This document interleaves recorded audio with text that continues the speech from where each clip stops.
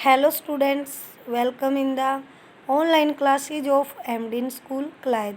As you know, we are on second lesson of Home Science of 11th class. आज हम 11th class का home science का second lesson में संवेगात्मक विकास को प्रभावित करने वाले तत्वों के विषय में पढ़ेंगे।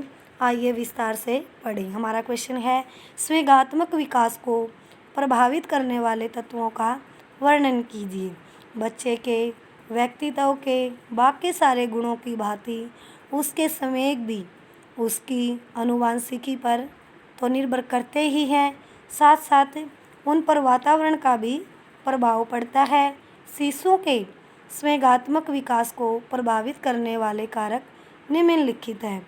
आनुवंशिक कारक आनुवंशिकता के परिणाम स्वरूप रहे माता पिता के प्रबल संवेग बच्चे में भी प्रबल रूप से दिखाई देते हैं। कहने का अर्थ है, जो माता पिता के अंदर जो गुण होते हैं या गुण होते हैं वो बच्चे के अंदर क्या है, आनुवंशिक रूप में दिखाई देते हैं। यदि पिता का अपने क्रोध पर काबू न हो तो प्राय बच्चे भी स्वाभाविक रूप से अधिक क्रोधी होते हैं। बुद्धि, शिशु में कुछ गुण निहित होते हैं, इनका भी संवेग नियंत्रण पर प्रभाव पड़ता है। जैसे बुद्धि, एक बुद्धिमान बालक एक मंदबुद्धि बालक की अपेक्षा संवेगात्मक रूप से अधिक स्थिर होता है। कहने का अर्थ है भी शिशु के कुछ गुण शामिल होते हैं और इनका क्या संवेग पर नियंत्रण करने में भी प्रभाव पड़ता है। जैसे बुद्धि, एक बुद्धिमान बालक एक मंदबुद्धि बालक की अपेक्षा, कहने का अर्थ है एक बुद्धिमान बालक है और एक मंदबुद्धि बालक की अपेक्षा संवेगात्मक रूप से अधिक स्थिर होता है। कौन? बुद्धिमान बालक। समझाने पर जल्दी समझ जाता है। कौन? बुद्धिमान बालक। तथा शीघ्र ही अपने संवेगों पर सामाजिक मूल्यों के अनुकूल नियंत्रण पा लेता है। अच्छा स्वस्थ है। स्वस्थ बालक अपने संवेगों पर नियंत्रण कर पाने में अधिक सक्षम होता है। कहने का अर्थ है जो बच्चा स्वस्थ होगा तो वो अपने संवेगों पर जल्दी ही नियंत्रण करने में सक्षम हो जाता है।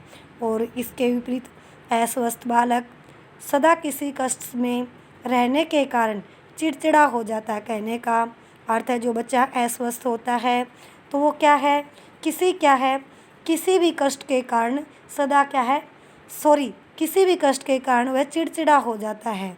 जो बालक क्या है अस्वस्थ होते हैं वो थोड़ा सा कष्ट आने के बाद क्या है, चिड़चिड़ापन आ जाता है उनके अंदर तथा दुखी रहता है।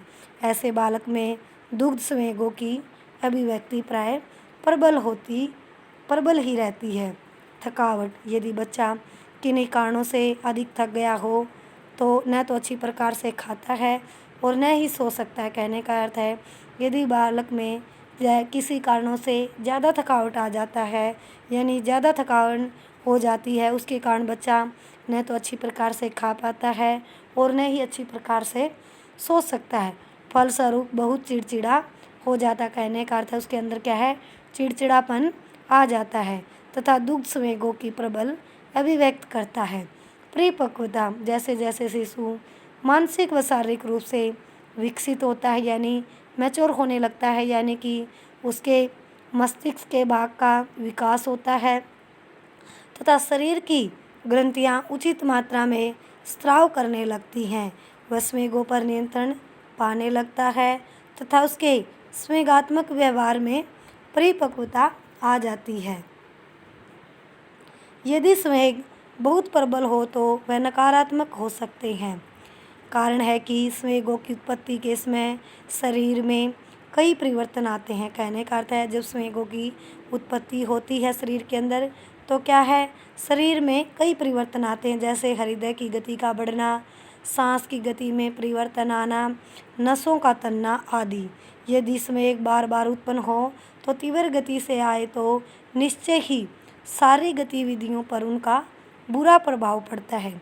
विशेष रूप से पाचन संस्थान की प्रक्रिया प्रभावित होती हैं।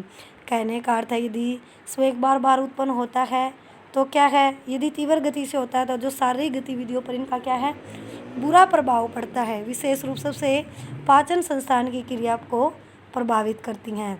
बच्चा अत्यंत तनावपूर्ण रहता है, यानी बच्चा तनाव में रहता है तथा बेचैन हरकतों जैसे मुंह से नाखून काटना, आंखें झपकते रहना, बोलते समय तत्थाना आदि की आदत डाल लेता है। जो तनाव में बच्चा रहता है उसमें क्या है, अनेक हरकतें करता है। जैसे क्या, तनाव के कारण वो मुंह से नाखून काटता है और तनाव के कारण आँख झपकना और तत्थाना आदि आदतें डाल लेता है, नहीं तुतलाना। और प्रबल स्वेगात्मक व्यवहार का बालक की ज्ञानात्मक अक्षमताओं पर भी कुप्रभाव पड़ता है।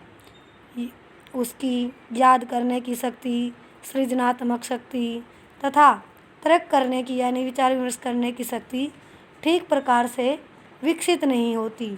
इस प्रकार से यह स्पष्ट है कि माता पिता को बच्चे की संवेग नियंत्रण में सहायता करनी चाहिए। कहने का अर्थ है कि माता पिता को बच्चे के संवेग को नियंत्रण करने में सहायता करनी चाहिए।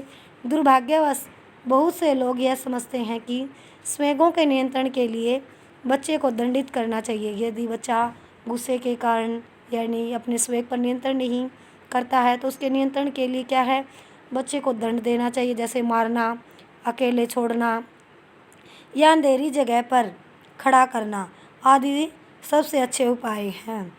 लेकिन ऐसा बिल्कुल उचित नहीं होता।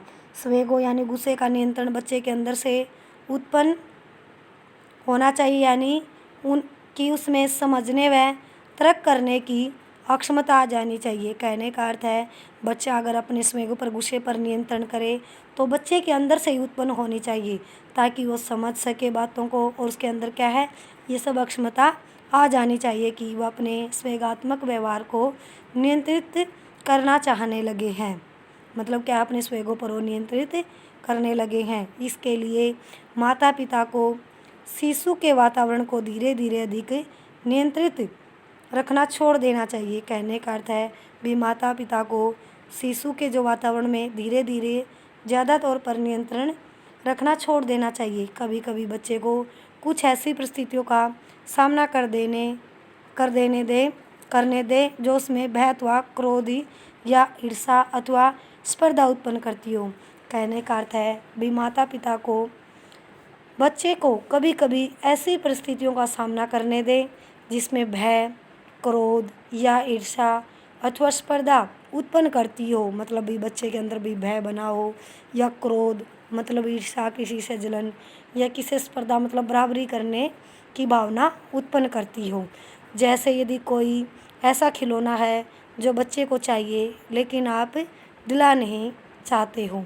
कहने का अर्थ है भी बच्चा कोई ऐसे खिलौने की जिद करता हो लेकिन आप उस बच्चे को वो खिलौना दिलाना नहीं चाहते हो, उसे बिल्कुल मत दिलवाइए। लेकिन बाज़ार जाने से पूर्व उसे समझाना चाहिए कि यह खिलौना क्यों नहीं दिलवाया जा सकता। कहने का अर्थ है भी जब माँ बाप उस बच्चे को उस खिलौने को उस बच्चे को वो खिलौना दिलवाना नहीं चाहते तो बच्चे को वो पूरी तरह से समझाना चाहिए कि बाज़ार जाने से पहले कि वो खिलौना क्यों नहीं दिलवाया जा सकता। यदि बच्चे को टीकाकरण के लिए या दूसरे किसी कारण से अस्पताल ले जाना हो तो भी उसे मानसिक रूप से तैयार कर ले जाना चाहिए। कहने का अर्थ है यदि बच्चे को टीका लगवाना है या किसी दूसरे कारणवश अस्पताल ले जाना है तो मानसिक रूप से उस बच्चे को तैयार कर लेना चाहिए अस्पताल ले जाने के लिए। परिवार में नए बच्चे के आगमन से पूर्व बड़े बच्चे को यह समझाना आवश्यक है। कहने का अर्थ है जब परिवार में नया बच्चा आता है तो बड़े बच्चे को यह समझाना ज़रूरी है कि नवजात को माँ के अधिक समय की आवश्यकता होती है। कहने का अर्थ है जो नवजात बच्चा है उसको माँ के प्यार की आवश्यकता अधिक होती है किससे, बड़े बच्चे से।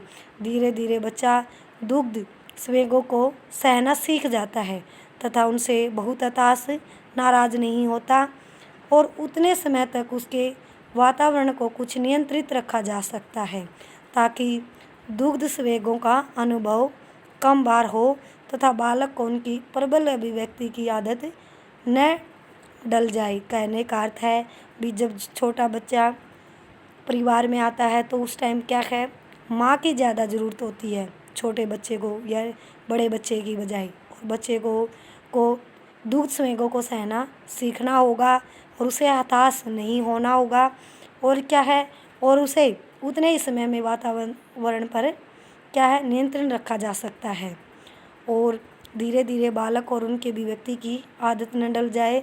जैसे बच्चे टीवी पर डरावने प्रोग्राम न देखें, केवल अच्छी तथा सुंदर पुस्तकें दिखाई जाएं तथा उन्हें भरपूर प्रेम व प्यार दिया जाए। कहने का अर्थ है कि बालकों के अंदर क्या है, जो उनकी प्रबल अभिव्यक्ति की आदत न डालें।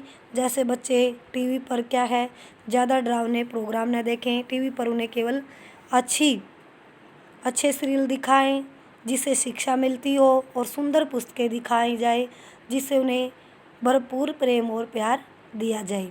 हमारा ये क्वेश्चन कंप्लीट हो चुका है। जो मैंने क्वेश्चन आपको पढ़ाया है उस क्वेश्चन को आप अच्छे से लर्न करोगे। Thank you students, have a nice day. घर पर रहें, सुरक्षित रहें।